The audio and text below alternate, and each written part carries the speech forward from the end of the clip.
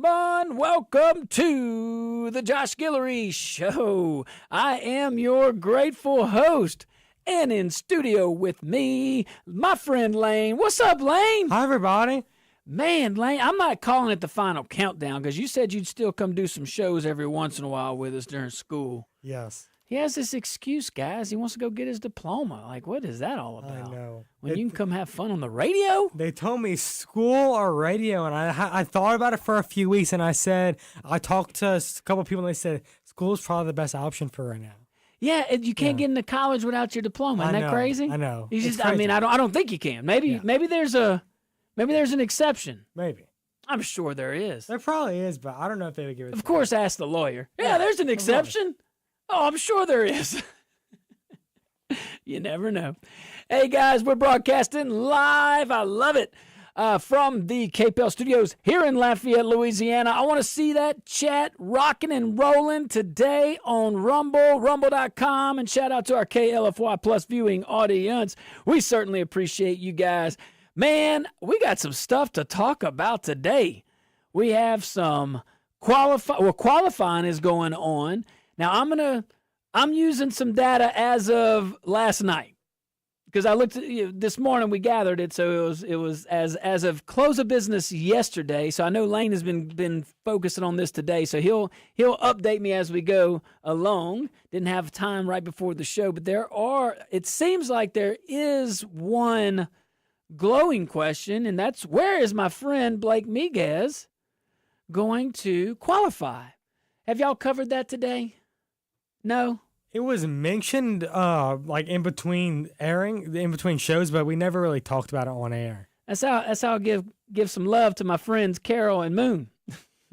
Maybe Joe will talk about it. See, I got us all in now. Got us all in, baby. Well, actually, this morning, Moon was out. He's actually doing a national show today. Oh, that's we had right. 2 state reps in here that did a phenomenal job. Who'd you have, Carlson? Carlson and Brett.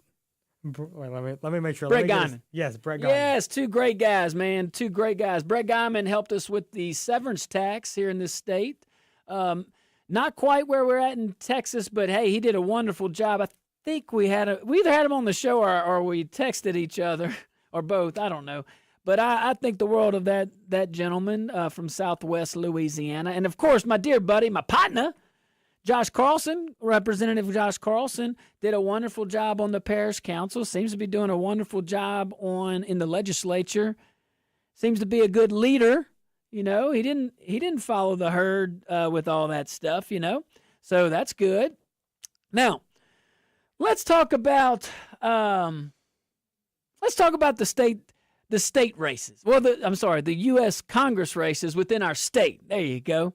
Feels like it's a state race, though, because we have folks all over the place possibly qualifying all over the place. So let's talk about it. I think, at least as of yesterday, and I just did a quick search. I didn't see anything that was earth-shattering from what I had. But sometimes the biggest, political story, it's not even the person that qualified. Sometimes it's who didn't qualify. All right, so we're looking at day 1. We're in day 2. Day 2 is about to wrap up. So day 1 of qualifying in the books behind us in the rear view. And as we kind of finish out today, it seems like one of the biggest unanswered questions, at least in Louisiana politics right now, is still sitting out there. It's kind of like, where's Waldo? Well, where is my dear friend Blake Miguez, who I think the world of? Which one is he going to qualify in? I don't know. Or is he going to qualify? You know, we didn't contemplate that. I didn't contemplate that. We'll see. So as of right now, we still don't know which one, whether it be the 5th congressional district, which is where he originally was going to, he was going to run for U.S. Senate. Then a lot of Republicans got in, everybody seems to have found maybe different routes. That happens. Maybe that's what's good about these primaries, is that you can kind of get together as a family and say, hey, now look, I think I have a stronger shot and we believe in the same things. What do you think?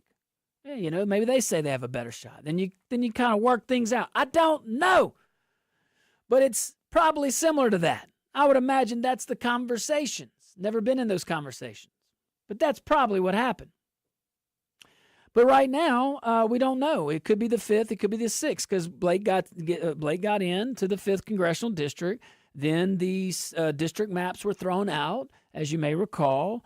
Then we have these different maps. Now we're still waiting on the Republican primary to pick all of and the Democrat primary to pick all of our candidates to represent the respective parties in these these House races. So right now we don't know.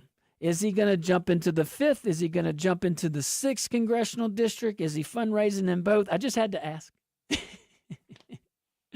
Now, Rick Edmonds. I know Rick. Good guy, at least from what I know about him. You know, he's already qualified in the 6th congressional district, and he's not wasting any time. We'll come back to him, but just know he's already drawing some contrast. Kind of had to get the lights out because there was a little shade being thrown. I don't know if you saw that part, Lane, earlier today. I did hear about the shade. I heard it's a lot of shade. Like, just swinging. Coming out swinging. So he drew a little contrast. And now Edmonds pointed out that while President Trump did endorse Blake Miguez in the 5th congressional district before that race was ultimately canceled, there's been no similar endorsement, Rick Edmonds said, in the 6th district. And Rick is saying that sends a message. And he's, in his own words, he said that support has to be earned. Well, we'll see how that plays out. First of all, we'll see where is Blake going to qualify? Is he going to qualify? We don't know. We'll see. But that support has to be earned, according to Rick Edmonds, and a lot of folks would say it. Why don't you Google real quick? He hadn't see if he's qualified. He also, I guess I could text him. He also took aim at another issue of Blake, and that would be residency. Now, Blake's going to have that issue in either race. He doesn't live in the 5th or the 6th congressional district, unless Iberia is now all of a sudden the 5th. It's not in the 6th. I know it's not. The third congressional district covers Iberia. That's Congressman Higgins, who shouldn't have any issue with re-election. Shouldn't practically and shouldn't reasonably. He's doing a great job. But Rick took some aim at Blake's residency. He said he argues that, yeah, I get it. Louisiana law says you can run outside of or in a district outside of where you live, but should you? Should you? That's what he's saying. Now, Miguez, again, he lives in Iberia Parish. He doesn't live within the current boundaries of the 6th or the 5th congressional district. He doesn't have to. But Rick comes out the gate, Rick Edmonds, and he's saying, well, it's more than a technicality. He says that you can't truly represent a district that you don't live in when you don't go to the same grocery store, same gas station, same everything.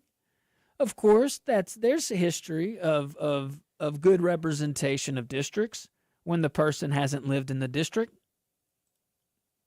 So I wouldn't let that be the number one talking point if it is Edmonds versus Miguez. I just don't think that will resonate as much. I think voters are gonna look a lot on. All right, or first of all, are they going to do what they say they're going to do? Because that's getting harder and harder.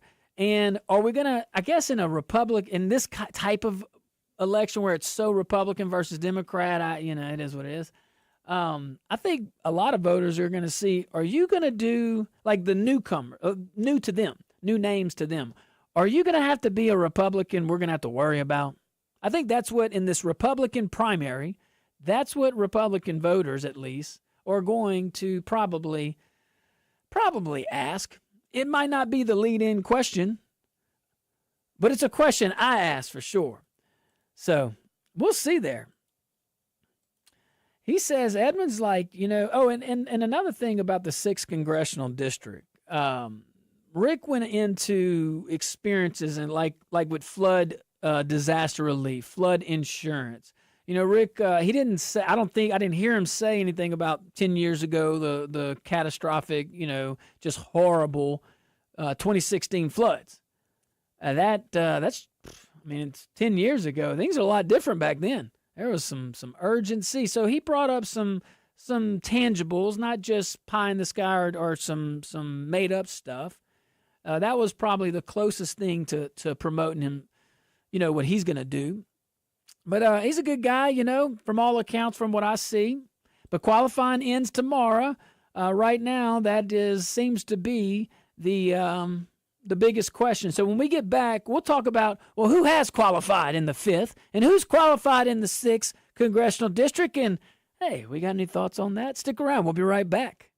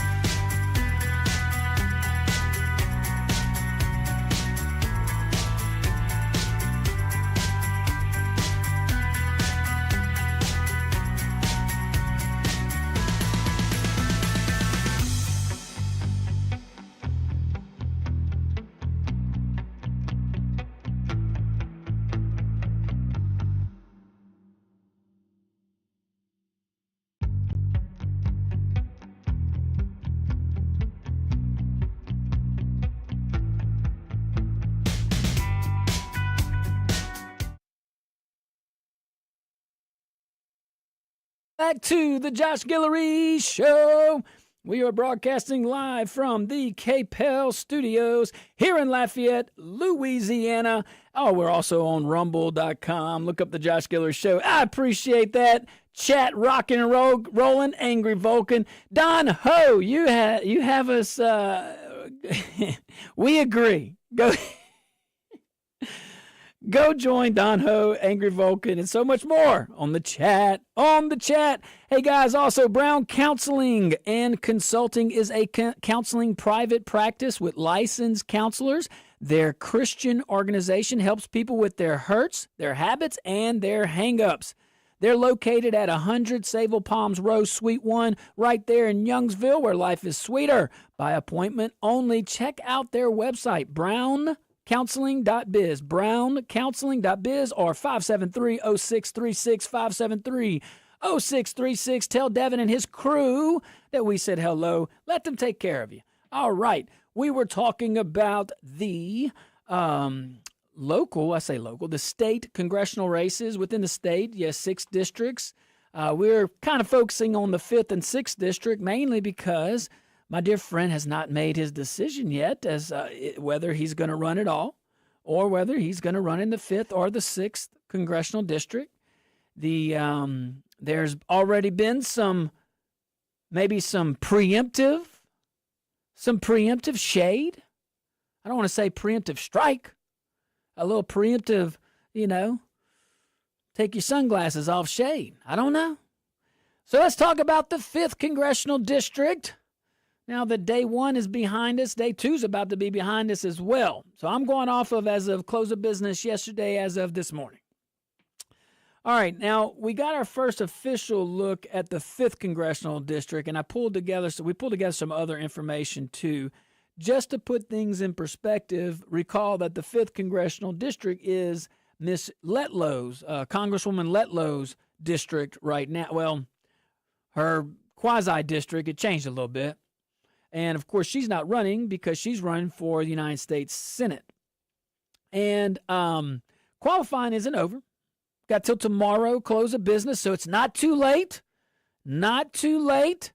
Let's see who's qualified so far. Let's start off with the lone Democrat, Dan McKay.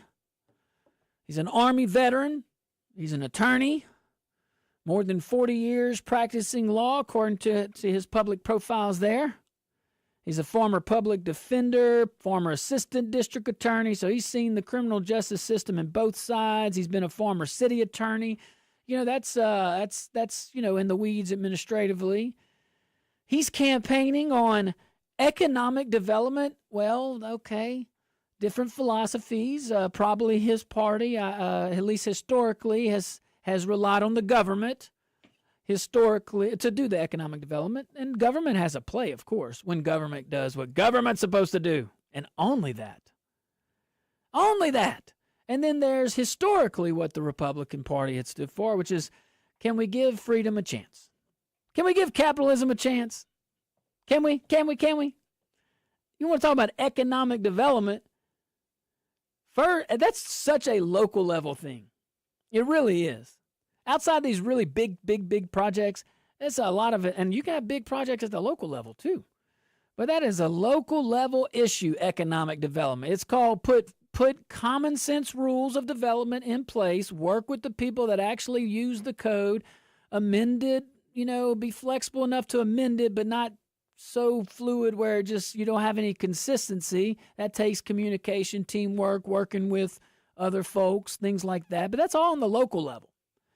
And when you lose that, then you lose the development part. When you lose the development part, well, the economic development part is probably hard to get. You feel me? So he's also campaigning on practical governing. Not a point I would go with on a congressional race. You're going to be a rookie. You're going to go in there and do exactly what Hakeem Jeffries tells you to do because you're a Democrat in a Republican district if you win. So let's see. We'll see. I don't think he's probably not going to win. He's raised about $90,000. He's spent more than he's raised. I did say he's a Democrat and currently reports negative cash on hand. It happens. I'm sure there's some Republicans like that too. I'm sure. You got Austin McGee up there. He's a business owner, small business owner. He's got a contractor license, industrial contractor. He's more what appears to be working class conservative. So that's Austin McGee, Magee, if you want to go check him out. Now, Lane, this is not the firmament. This is Gabe Firmament.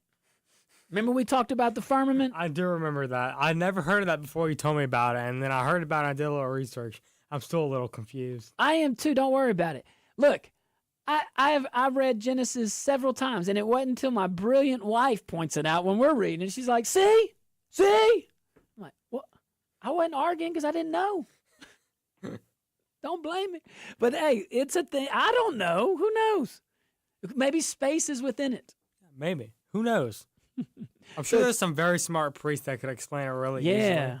Yeah. Those priests know their stuff. Yeah, pastors, priests. Come on now. Folks that are skilled in that. We're just part of the flock of sheep over here. Yes. We're just trying to keep up.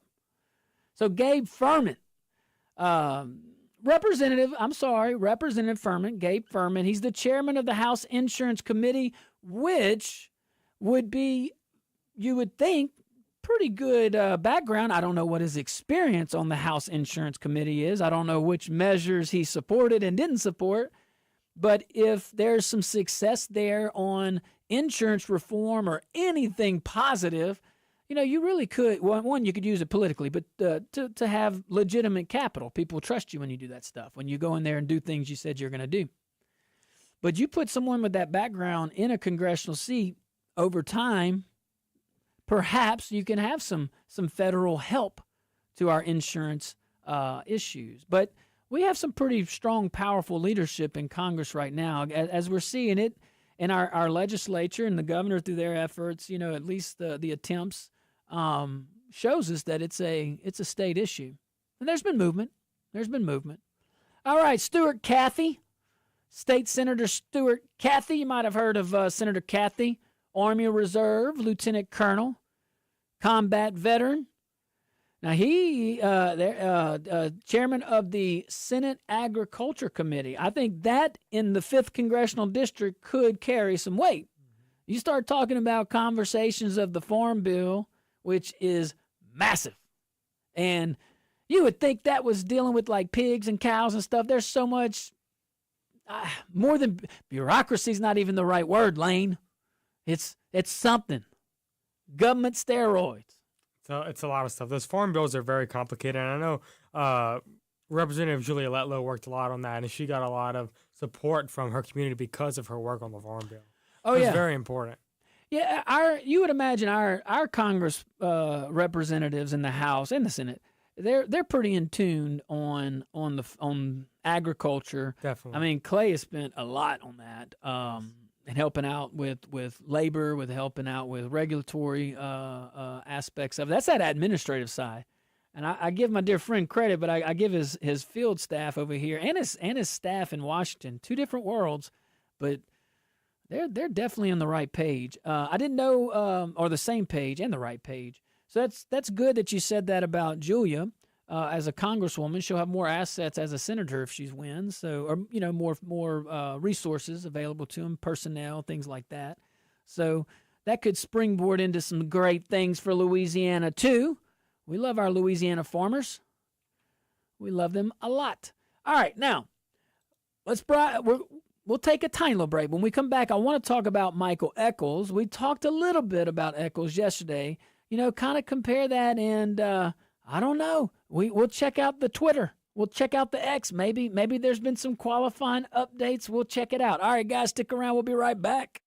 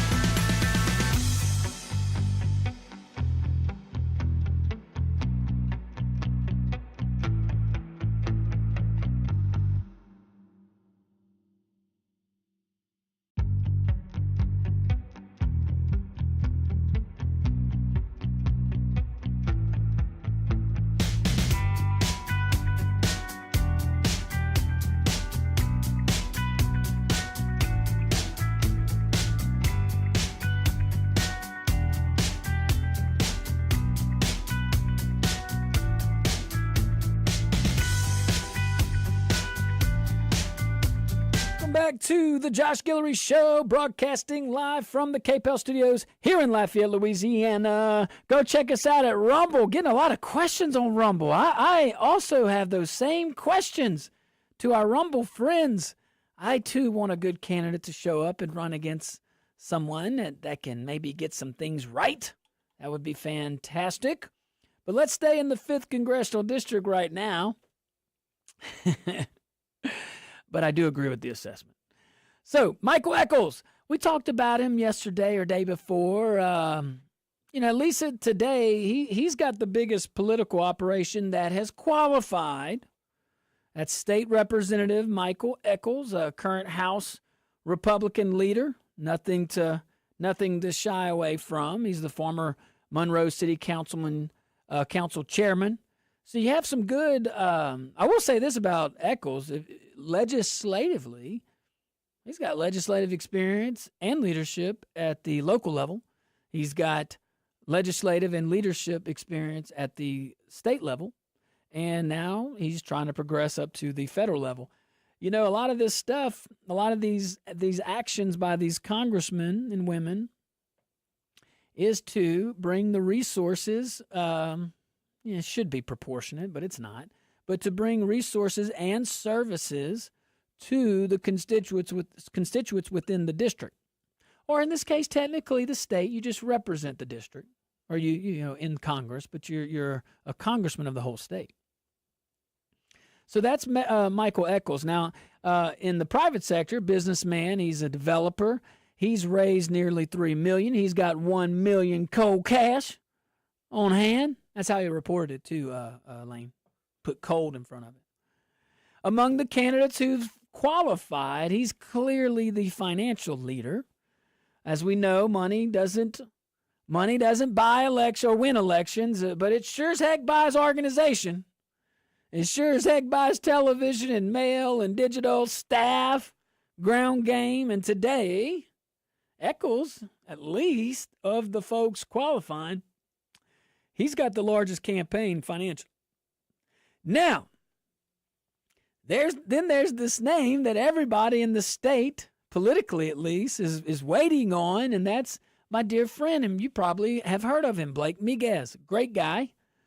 I've often joked with him, if our voting record is put in front of us, if I were ever in his legislative shoes, it'd probably be the same doggone voting record. So I obviously think highly of him. Easy to work with too, I'll tell you that. But yesterday we kind of talked about the fundraising angle, because if he gets in, then, or maybe it was day before yesterday, but if he gets in, I mean, he's raised more than $6.6 million. That is no shy number. I mean, that's pretty good. He's got more than $2 million cash on hand. So right off the bat, if he goes in and qualifies for the 5th Congressional District, then he's got twice the amount, literally, cash on hand as Representative Echols. Now, he may need a lot of that because of the name ID. I don't know how big of a name ID Mr. Echols has. I know sometimes it's easy to think that the bubble is bigger than maybe we may know, but we'll see. We'll see. Who knows? But what you got? I actually think it's a big argument on which one he's going to go into, 5th or 6th, if he's going to go into Echols or Edmonds. I think it's a really, because he's now saying he's living in Baton Rouge, and the only district that's in Baton Rouge right now is the 6th. So I think it would be even crazy. He's saying he lives in Baton Rouge? Yeah, he bought a property in Baton Rouge, and that's where he's claiming his residency right now. Oh, okay. Yeah. I didn't know. I think it would be even crazy if he then jumps back to well, the if he did that, then fifth. come on. If he moved, I didn't know that. Now, I don't know if he's living there full time, but he owns a home there now. Okay. Well, at least he claims to. I guess you could say you at least pay taxes in the district. You can at minimum say that. There's nothing illegal from representing a district that you don't live in. No, not at all. Steve Scalise actually lived outside of his district for a very long time. There you go. It's just, can you represent them? Now, look, I'll be the first to admit I think you should live in your district. That's my personal belief. But again, if it's of the candidates, I mean, you got some pretty big hitters. $2 million, if he spent $1 million just on name ID, that would put him the name ID stuff plus $1 million cash on hand to compete with Eccles. They both got legislative experience. I don't know where Eccles has been on some of the pivotal issues, but I do know where Blake has been. And as a conservative, I'm happy. Doesn't mean I wouldn't be happy with Eccles. What do you think about that lone Democrat so far? Oh, the Democrats aren't going to win in these districts. I think it's kind of silly they get in there. You think it's silly that they even run a candidate? I think they run a candidate. No, actually, let me not say that. They ain't running nothing. I don't think it's silly for them to not. I would think it would be silly if they didn't. I think Republicans should be competitive in Democrat districts, and Democrats should be competitive in Republican districts because it really shows the contrast in ideology. But a lot of times they just get in there to get their name out, to get some money on the side, to get some favors. So, yeah, absolutely. Well, get some favors. You never know, but build some relationships. Relationships, yes. And maybe those relationships could. Thankfully, we're getting a lot better ethically. At least I believe we are. Yeah, I think so. I think the state's getting better. It's moving in the right direction. I think that's what we can say. So whenever you have these relationships, I think the most you can reasonably expect someone to do for you is maybe call them and set up a meeting. I really think. But that goes a long way. So I wouldn't downplay that either. I mean, look, if you're on the local level, for example, and you are seeking a change in the law or seeking some funding at the federal level, you would want to have somebody in the weeds like that, So, all right, let's move on to the 6th congressional district. Let's see here. Moving over to the 6th district, it's taking shape. By the way, Lane, going back to the 5th district, I do agree. The Democrats not winning that district. No, they're not going to win. Yeah, they only have chance in one district, and they already have the district. No one's running against Troy Carter. Troy Carter. No one's There's probably going to be a couple people that throw in their hat. I think there's an independent candidate that threw in his hat. He's going to stay in there. He's going to be elected the chair of the Black Caucus, Congressional Black Caucus. He's going to wield the power. Yeah. All right. So if that happens, just saying, and we maintain the House, Louisiana should be like really, really in good spot. I know that's true because he would be there. We have the Speaker of the House. We have the Majority Leader. We have just about everybody. Like, what more could you want? Like from Louisiana's standpoint, I'm just saying I-49 could be connected. It very much could. I-10 bridge could be done. And we probably have a Baton few Rouge chairs and Lake too. Charles. What's that? We probably have a few chairs of committees too. I think Louisiana is probably out of a bunch of states, especially these like states with about like middle populations. We have so much power. Like actually, per capita for sure. Yes, 100%. Yeah, exactly. So, all right, let's move on to the 6th congressional district. We had some folks that qualified. I'll rattle off a few of them. Lindsey, well, all of them except the major ones here. Lindsey Garcia, educator, attorney, community advocate, whatever that means. More power to you. I don't know the party. I never understood that. I always thought community advocate was silly. Or activist. They like to put activist. What does organizer. That even mean? Organizer, too. Community organizer. What are you organizing? I'm telling you, and I keep referencing cakewalks, and y'all just listen. If you knew the detail and the pride of work it goes into doing a successful cakewalk, okay? That's the level that we're at, all right? No? You've ever been to a cakewalk? No. Have you been to a church fair? Yes. All right. Oh, well, come on now. Yeah. Or a bazaar. Am I saying that right? Yeah. All my folks in Acadia and Jeff Davis Parish, y'all know, Calcasieu. I think that's what it's called, bazaars. Anyway, everybody's listening now saying, what the heck is this dude talking about? Anyway, if you've been to a competitive cakewalk, you know. All right, guys, we're going to take us a tiny little break. We'll come back and talk about Pat Forbes, Lindsey Garcia, and Michael Brewer. All right, when we get back.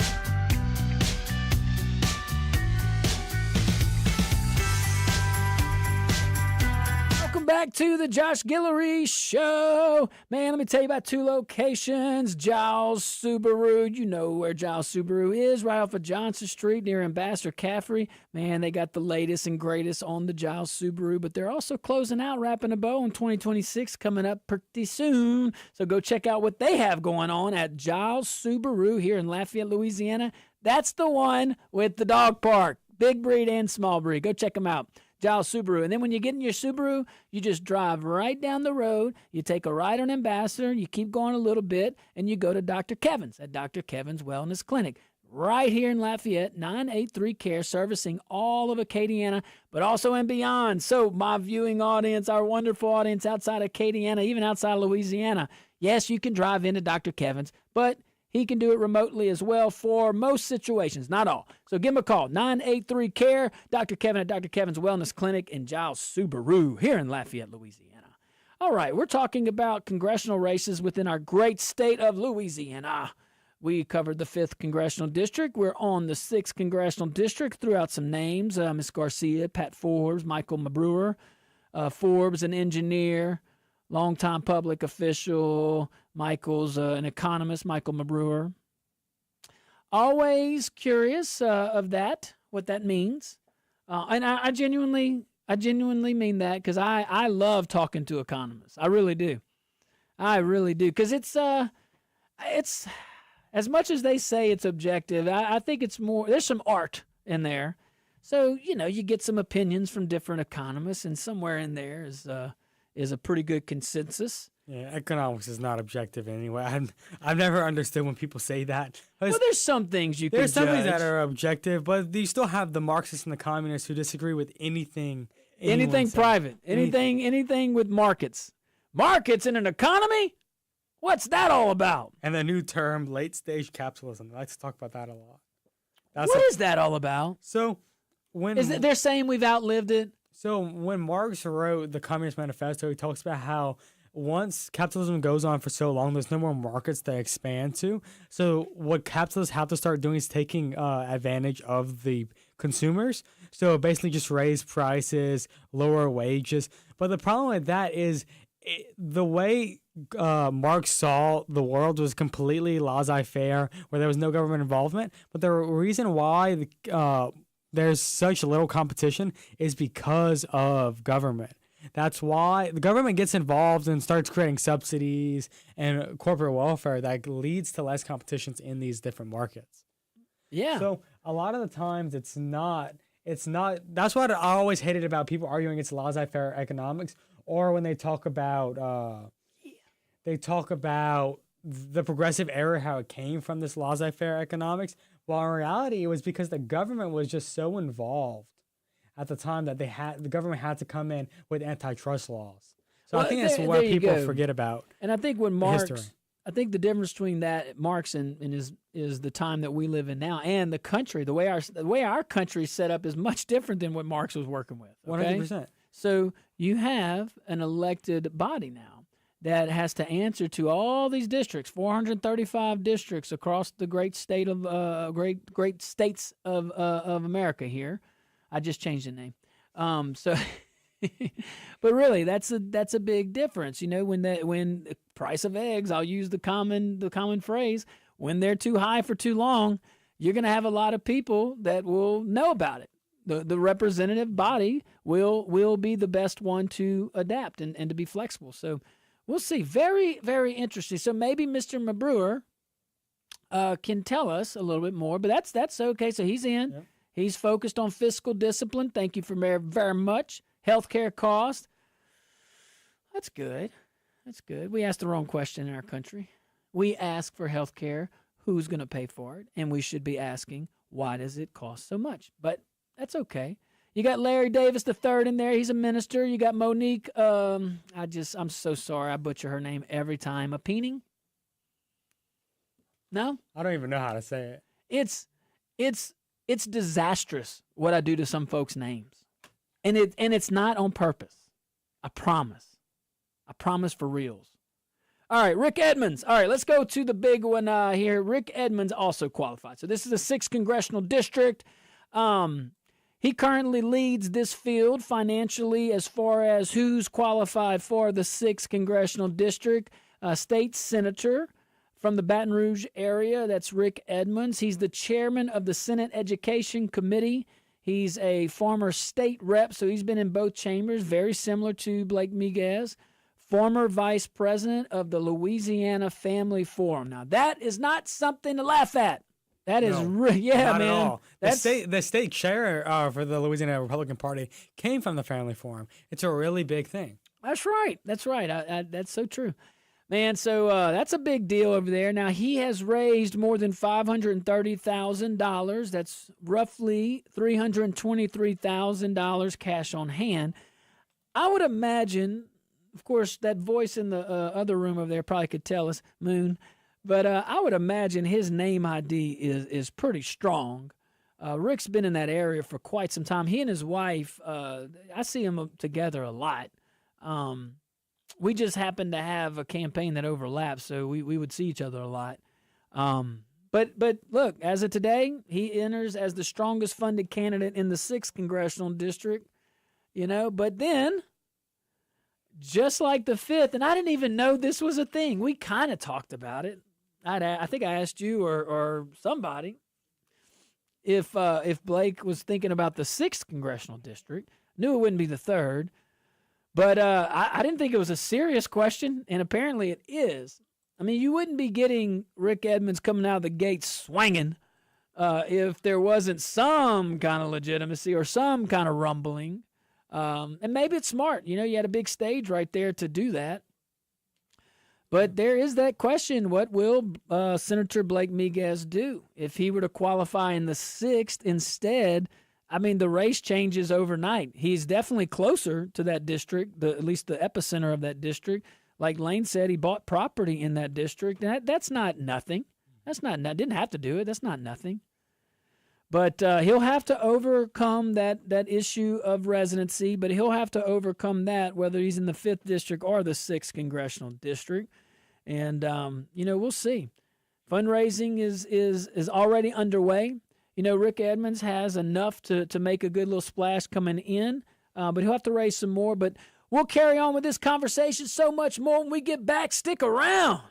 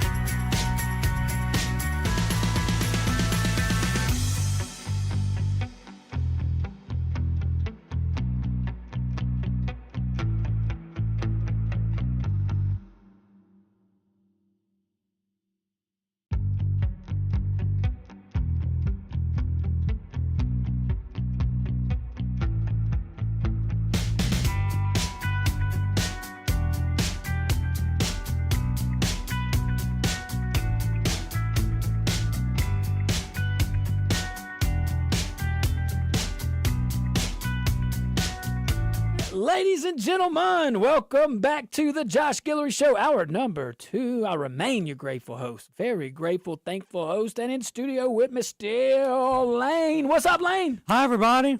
Man, I am loving this chat. You guys, all right, Big Tib. I see you, Big Tib. Maybe you can lead the effort. I love it. I love it. Go join my friends over there at rumble.com. Look up the chat too, or look up the Josh Guillory Show. Go to our chat feature. We love it. It's right there. It's easy. It's easy breezy. All right, guys, y'all go check out my friends over there at Indoor Recreation, man. Indoor Recreation, you can get all the cool stuff. You building a game room, call them Indoor Recreation. If you're looking for some pretty cool pool tables, I didn't know there's that much variety, but there is a lot.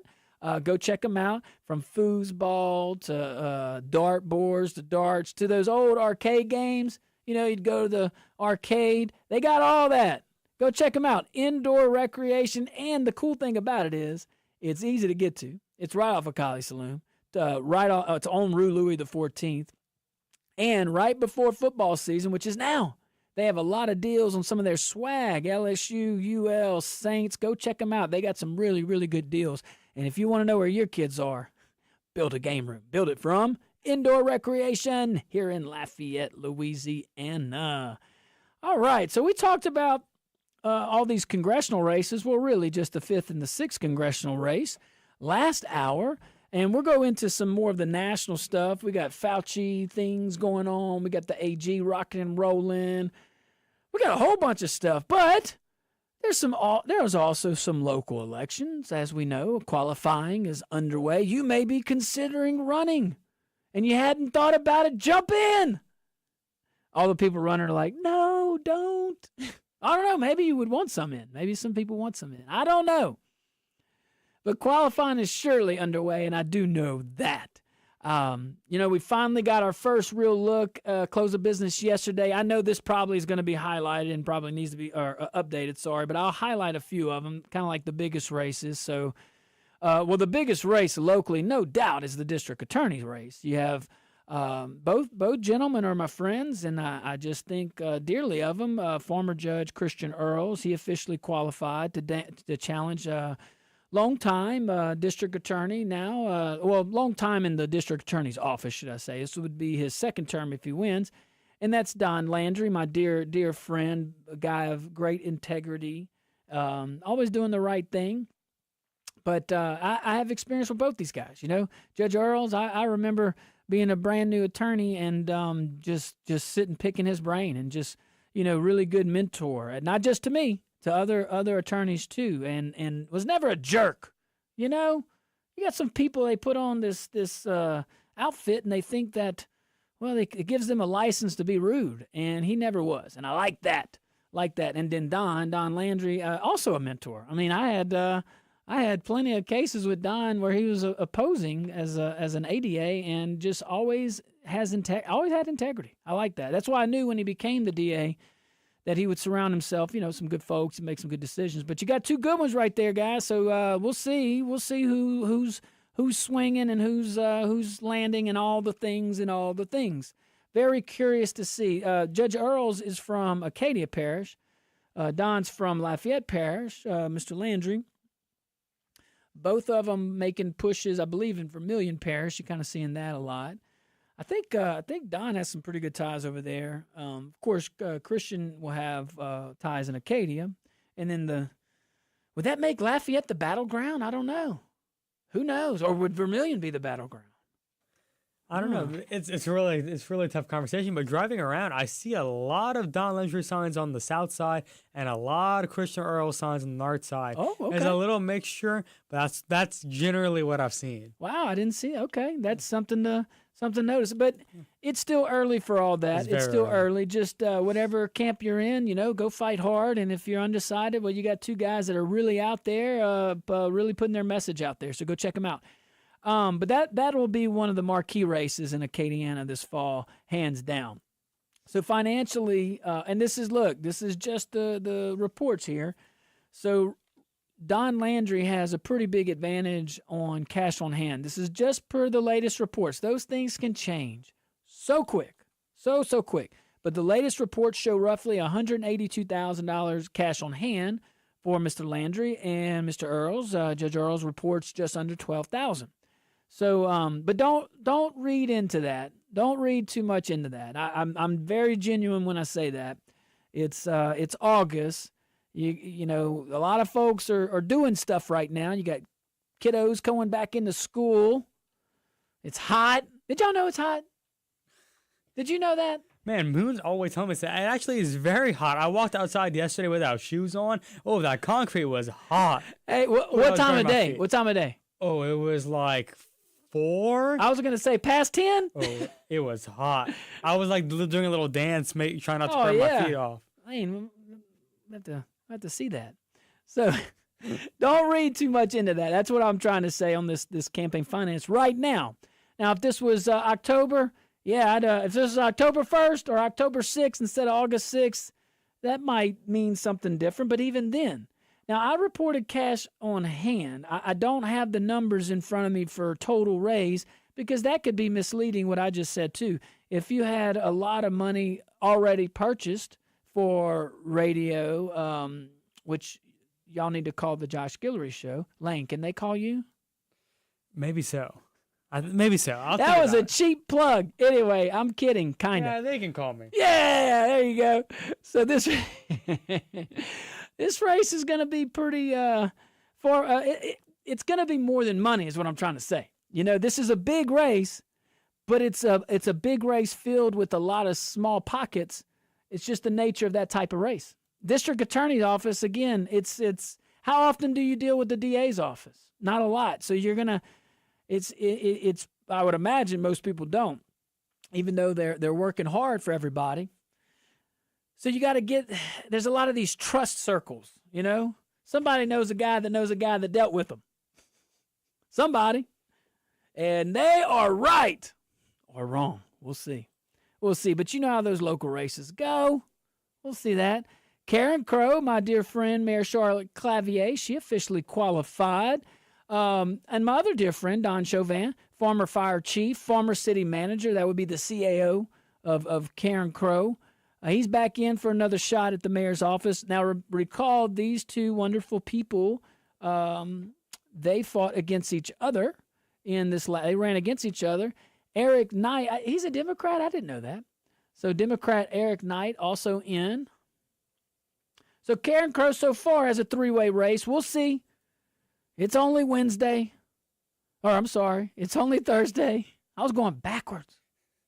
You never want to do that. You always want to jump forward. There was one day I thought it was hump day. It was actually Tuesday.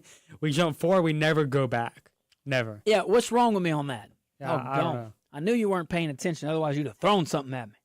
Hey, over in Scott, so far, now you Google this if you don't mind. Let's see if my really good friend Jan Scott Richard is, as of yesterday, drew no opposition, nor should he. No offense to anybody thinking. He's doing a great job. Council doing a great job. Doing a great job. So right now, unopposed, the Scott police chief's race. Now that is going to be a very, I think it has the ingredients for a pretty hot and heavy race. Long-time chief, we'd probably have to get Chief Leger in here if he's such a good dude. Longtime Scott Police Chief Chad Leger, he is retiring, and I will tell you, Chief, thank you for your service, man. I served with a lot of folks during that small little period of time, so I was able to serve with Chief Leger. And we had some major issues, man. We had a lot of storms, had an ice storm. We had protests. That was mainly in Lafayette, but it took the whole parish to kind of respond. And Chief Leger, just a guy with integrity, man, working hard. You can see his staff, his officers, just always professional. So anytime we got a guy like that retiring on his way out, we don't have to wait till he's out to tell him good job. He's done a great job, and he'll continue to do a good job. I'm sure of it throughout the rest of his term. And good luck to anybody following him. You got a good foundation, built a springboard, help out the folks of Scott, Louisiana. But it's an open seat. So you got Assistant Chief Kurt Thomas. Kurt over there. Caleb Leger is also qualified. So that'll definitely be one of the more interesting law enforcement races in Acadiana. If for no other reason, somebody new will be wearing the badge for the first time in a very long time. So we'll pick this back up when we get back. You also got some other local races we'll highlight before. I'm telling you, we're going to get to the federal stuff. I just don't want to skip through this. All right, guys, stick around. We'll be right back.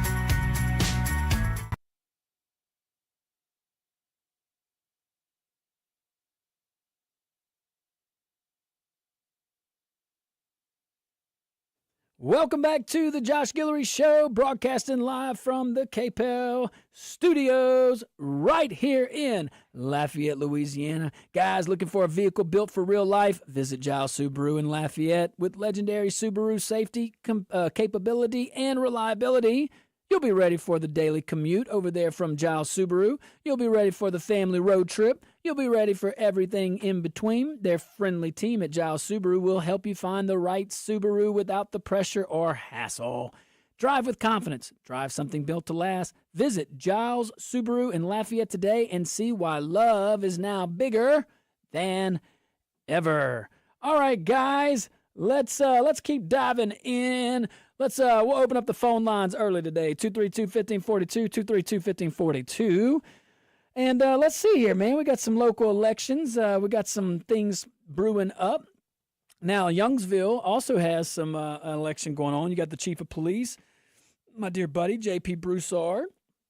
He officially qualified. He has company, Art LeBreton, nice guy, qualified today. Now, you also have John Melvin Trahan Jr. He also qualified, so a three-way race there. We'll see. We'll see. As for the rest of the crew here, several incumbents are officially headed back to office so far. If no one else qualifies, now they got till tomorrow. But you got my friend Ray Bork, Jan Scott Richard, Ken Ritter, and Mr. Johnny out there. Mr. Johnny qualified? Let's see. I hope so. What a great crew. What a great crew. You got other folks. You got Police Chief Olivier and Broussard. Don't know if nobody as of yesterday qualified. Karen Crow Police Chief David Anderson. Again, no opposition so far. Not seen any election drama over there. But qualifying isn't over. Continues through tomorrow, so that picture could change. But the races I would circle right now, at least, you got the DA, Karen Crow Mayor, Scott Police, Youngsville Police. Those seem to be pretty hot and heavy right now. So, you have any thoughts on that, Lane? I would also add that the City Court Judge District B is also very competitive with a third-way. Oh, yeah. What am I talking about? Yeah, you got City Court. You got three candidates. You got three candidates over there. Good folks. We'll see that. That'll be a little battle. You also have some other judicial races. You got other races in other parishes, too, so I apologize for all our friends in St. Martin and Iberia. I know you got some races out there. I guess everybody does. Vermilion, we covered you a little bit with the DA. All right, if I missed one, you call us in, 232-1542. Fauci, remember him?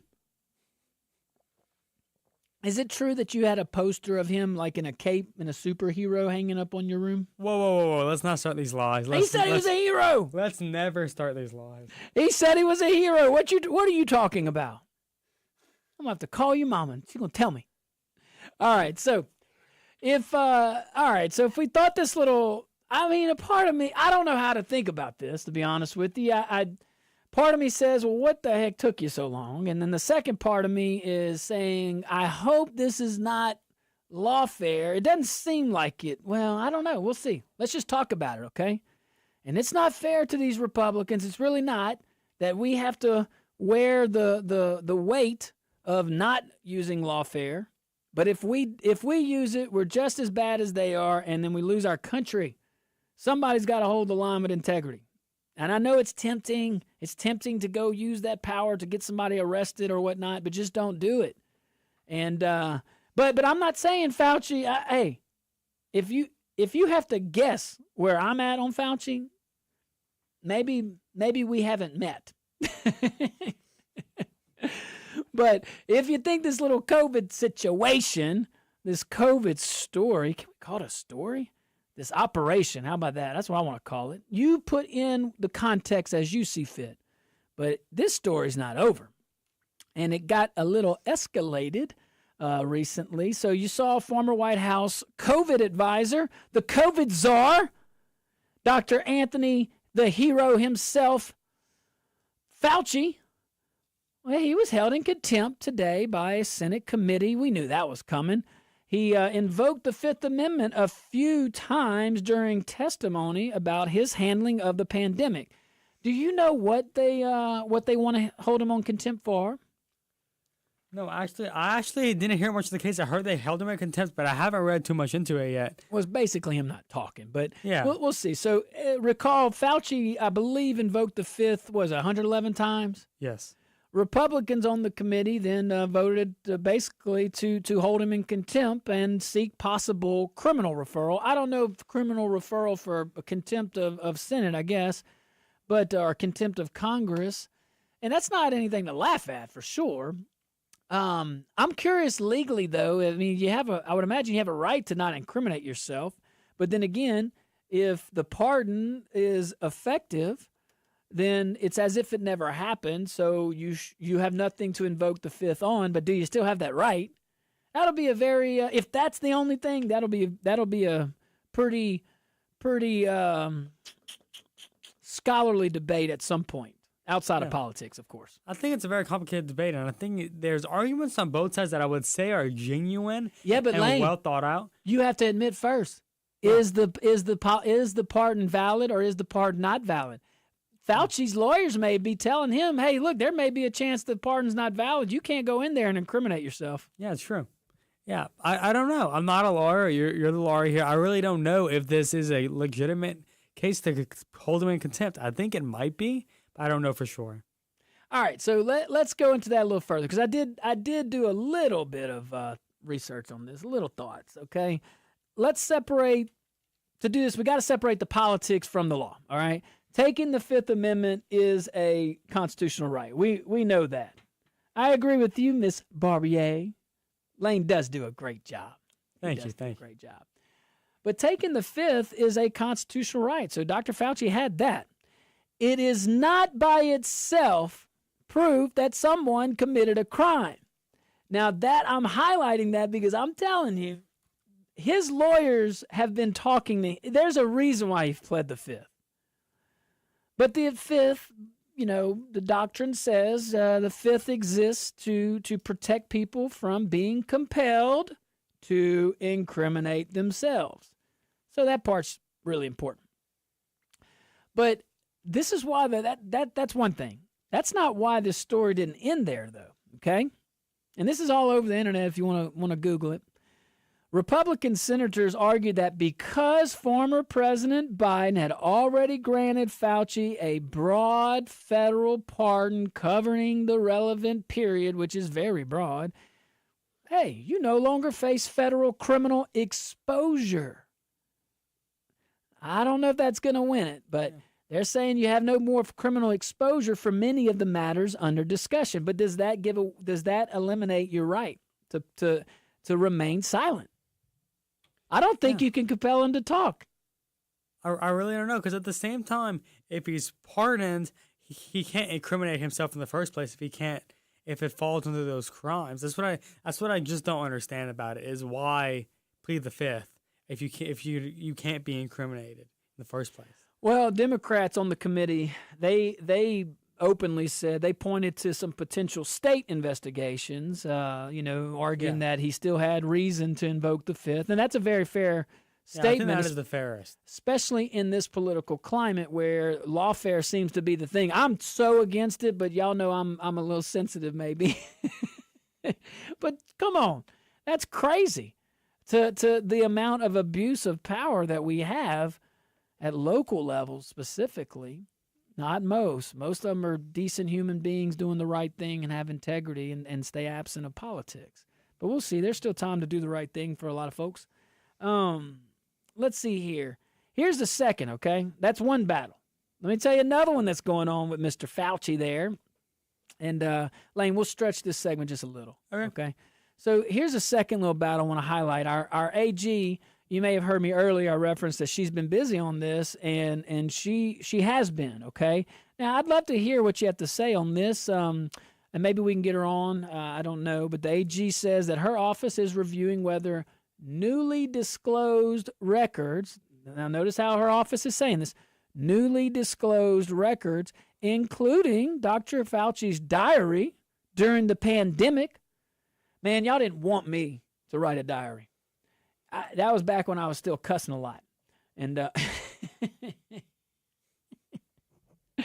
but it includes Dr. Fauci's little journal, and the AG saying, well, that's consistent with testimony he gave, or whether it's consistent on whether he gave under oath in Louisiana's COVID-free speech lawsuit. Y'all may not remember that, or may remember that, against the federal government. So, man, that was okay. I don't know if the AG had that on the shelf just waiting. Like, all right, we're gonna have, because that's a pretty narrow. I think she's doing the right thing, but I think that's such a narrow focus, which is what you want this type of case to be. You don't want it to be broad, not like his pardon. But the AG Merle, who I think is absolutely amazing, doing a great job, says that the review is focused on one question. So, and that's why I said very narrow. And it's, did Dr. Fauci accurately answer questions during his sworn deposition? And that is a very fair question. She says that if the records materially conflict with that testimony, that Louisiana will evaluate whether any state laws were violated. Now, I do ask everyone to proceed with caution on that, but this is different. You know, this is not like I get it. There's politics on that, and I don't want to pretend that we're so naive to not understand that. I get that, but let's think about this though. Let's think about what this guy did, or what he's even being possibly accused of doing, and that's just failing to disclose vital, critical information to the public, totally controlling the narrative from some cubicle. With the absence of oxygen and grass to touch and feel. And I don't need to explain it to this wonderful audience. You know what we all went through. So if he wasn't disclosing all the information during a deposition when it was absolutely a fair question, there was no protective order where he couldn't be asked that question, then I think the AG is totally within her reasonable discretion to look into this. And that's all the AG was saying, too. Notice, she didn't come out there saying, like Letitia James, I'm going to go get Trump or anything like that. Very specific question, very narrowly tailored. Did Dr. Fauci accurately answer questions during his sworn deposition? And if you look at the questions in that deposition, from what I understand, it would be telling if his journal or his diary and all this other stuff conflicts with it. It would be very, very telling. All right, we're going to take us a tiny little break. When we get back, we're going to open up those phone lines. 232-1542. If you won't hold, I apologize. We'll be right back.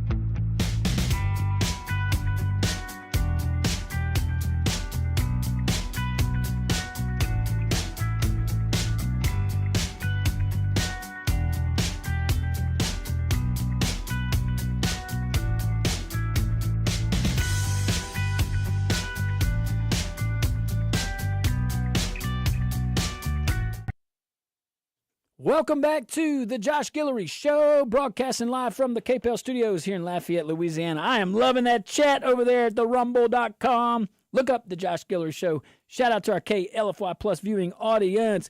Hey, guys, a confident smile can change everything. At St. Marie Orthodontics, their experienced and caring team provides personalized orthodontic treatment for children, teens, and adults.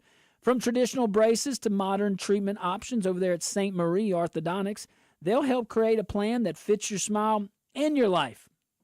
Beautiful results, compassionate care, and a team that treats you like family over there. Schedule your consultation with St. Marie Orthodontics and start smiling with confidence. I love Dr. Stacy.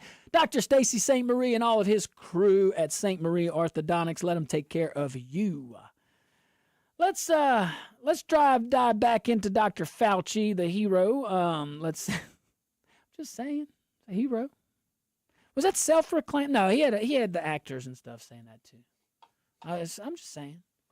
Well, Fauci's a trip. He claims he's the science. Now should we call himself the contempt master or something regarding contempt? It sounded better in my head and sounds so good. Yeah, I got you. We understood though. That's the thing. Yeah, we felt you. You know, I don't know where that's gonna go. I would imagine they would need the Senate. The Senate Republicans are gonna need more than holding him in contempt for pleading the fifth. That you can't. I don't see that. I mean, that's not gonna work, you know. But let's see here. Let's go to the phone lines. Justin, what's up, Justin? Oh, not too much. So, they need 60 votes to even bring it to the floor so that they can vote on a contempt to hold him in contempt and refer it to the Justice Department. So you already know that's not going to happen. It was a waste of time. But the reason why I think that he took the fifth so many times, especially on some of the stupid questions, is like one of the senators asked him, what color is his tie? Well, if he said red and the senator said, no, he lied, it's magenta. Yeah. I mean, you setting yourself up. That's a good point. That's where we're at in politics. Isn't that childish? But yes.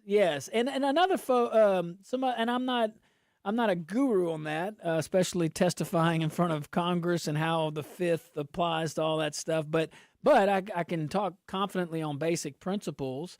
But man, I was told also there could be some considerations that if you answer one of the follow-up questions that you're waiving your rights to, that there could be an argument. Exactly. I heard that too. So there's a whole bunch that goes to it. I wish we could get to a point where we were just trying to find out like the truth and that we had somebody on the other side telling us the truth. I wish that would be the case. One other thing you were talking about, the candidates for the 5th and 6th congressional district. Yes. And I'm going to beat a dead horse. Only one of them that is being talked about right now has signed Jeff Landry's NDA. Okay. And it's Blake Miguez. Oh, okay. All right. Okay. So what's hiding? Well, you know, those NDAs, and I am happy that you bring that up because we've talked about that several times. You know, this is not private sector. I get all the economic development folks. They're like, well, you know, the companies wouldn't come in if you disclose certain things. Well, you could protect things like trade secrets. You can protect things that are those are like one-offs, you know? So yeah. I get it. The whole NDA to the public official, at least in Louisiana, at least local to state, I feel like that's a more recent conversation than one we've had for years. It's kind of a newly developed thing, but it's newly developed with all these economic development departments created by government. Not saying they're bad, just saying. So, thanks, Justin. Appreciate you, brother. As always. Let's see here. Let's go to caller. You are live on the Josh Guillory Show. What's your name? Where you calling from? What's up, Josh? It's Rob calling from the Three-Way. What's up, Rob from the Three-Way? Look, the Republicans really got to get better about playing politics. They need to put the contempt vote up, get it on record of who's voting yay, who's voting nay, and when midterms come up, pump that out as much as you possibly can, showing this is who they're trying to protect. This is what he did to our country. It's time to draw that line in the sand. Stop being nice. Don't care what adjectives they call you. Get down to business and show the American people who the Democrats are protecting. Yeah, well, and some Republicans. Well, those Republicans need to be voted out. Thank you very much. Thanks, Rob. Rob from the Thruway. Sometimes, the Thruway can be an interesting ride. What you got? I have two things to say. So I have one about NDAs and one about what our caller just had said. So Go ahead. If we're going to, I don't even think the vote is something we need to put in ads. I think we need to put the clips of the people asking questions during the hearing. Because the Democrats were asking questions that were very simple questions, that were very professional. They even defended Fauci in these hearings. Why don't we play that in ads? On NDAs, I really have a question. Have you ever signed an NDA that you didn't know about? An NDA? That you didn't I was know telling about? Justin, I said, I don't know if I did. I don't think I did, but I signed a lot of stuff. I have to admit, anyone that's ever says they don't know they signed an NDA, I'm just happy they're honest about it. And they're not lying. Yeah, well, but I tell you this, I do share in Justin and a lot of our callers. It wasn't just Justin. On these NDAs with public officials, I'm not.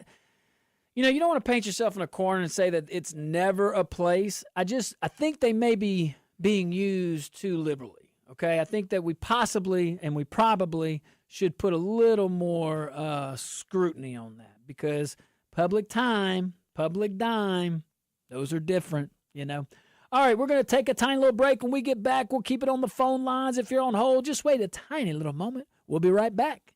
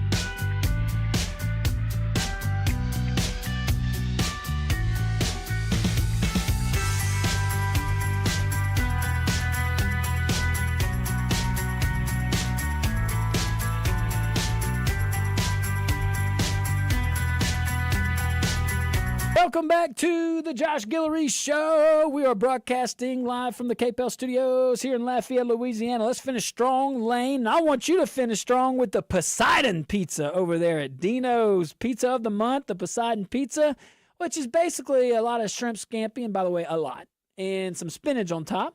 So that's where we're at with the Pizza of the Month that I'm going to go try. So, and, the thing about Dino's, fresh ingredients. That's why I like it. And so much more. Go check them out. Dino's 3 locations. Love it. So a lot of folks in the political world are just missing the big picture either on purpose or they are just plain ignorant of it. And, hey, look, I love it. I'm ignorant of a lot of things. Let's go to this phone. Let's go to this caller on the phone line. Caller, you're live on the Josh Guillory Show. What's your name? Where you calling from? Good afternoon, gentlemen. Yes, sir. Dr. Jekyll, is he responsible for 1,026,000 deaths in America? Ooh. Oof. That's what the number is. Yeah. And that's just America. You can't forget about the rest of the world. Man. Yeah, 18 million. Yep. Golly. Man. Now, Dr. Jekyll, on the advice of my lawyer, I plead the fifth. Now, how guilty can you get? I'm with you on that. I don't think it was a great look, and I think that it's an interesting deal. And what happened to Dr. Scarf, the lady with all the scarves? They call her Dr. Scarf. I was wondering that. I'm so happy you said that. I was wondering about her the other day. That's the one that I think was taken aback when Trump mentioned, what was it? What do you want to put in his vein? What do you want to drink, Lane? Something. Clorox? Oh, I don't remember what it is, but I know what you're talking about. And I do remember the scarf lady. I always thought that lady was crazy. The spray, what do you call it? What is it? It's Windex? in the blue bottle. Clorox? No, it's Was it bacteria Clorox spray, 2 or plain Clorox? Because there's a difference. And was it Clorox for colors? I'm with you. Hey, great. President Trump must have been smoking a little reefer or something when he said that. Hey, that might have been why he could handle COVID. You never know. Hey, look, I love when he calls in. Great caller as always. But man, this whole COVID thing, I think these folks, do they forget? Do these elites forget? Do these politicians even forget? I mean, government exercised extraordinary power over everyday Americans. This was one of the craziest times, if not the craziest time, in the United States history. Take this call real quick, Lane. Caller, you're live on the Josh Guillory Show. What's your name? Where are you calling from? Is this C. Vessior? See, that's here, the Rumble Man. Yes! What's up, buddy? Hey, was he trying to think of I think it's hydroxychloroquine, maybe? Yeah, that was that too. And that might have been it. It was bleach. Bleach. It was bleach. He wanted to drink bleach. Inject some Lysol in your veins. Yeah, there you go. It'd be real clean. Hey, look, he probably said, he says so many things. He probably was just saying that off the cuff, and then doubled down. The thing is, though, he doubles down, like double downs on, like, here we go. I said it, and it's good. Anyway. Yeah. Thanks, C. Vessior. I love all your comments on rumble.com, and thanks for calling into the show. Right, man. Love it. But, man, you look back at COVID, just think. Like, I just want to, do we forget the backdrop? Do these folks, even in the committee, I'm not, hey, push forward, baby. I got you, okay? But it seems like we don't need to forget the substance behind the feelings and even the politics. Businesses were closed. They were told, go, take a hike.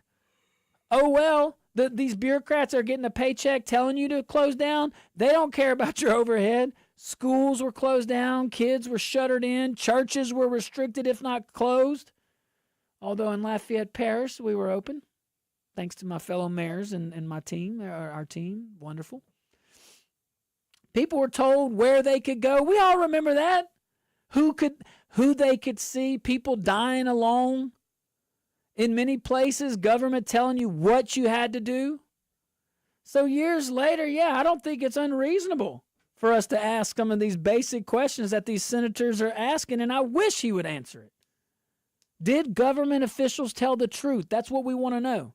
Did they keep accurate records? Did they restrict free speech? Did they respect free speech? And that's what the AG's on. That's how it kind of started with her on Dr. Fauci. And she's doing good. Those questions should be answered. And if new evidence does suggest there's inconsistencies, well, okay, we should look into that. This is not a normal political fight. This guy was in charge of an operation that had significant damage overall to the medical community and the trust in the medical community, and that's not fair to our medical community. All right, guys, I wish we had more time. If you're still on hold, I'm so sorry, guys. Thank y'all for tuning in. Be careful out there. May God be with you, and be kind.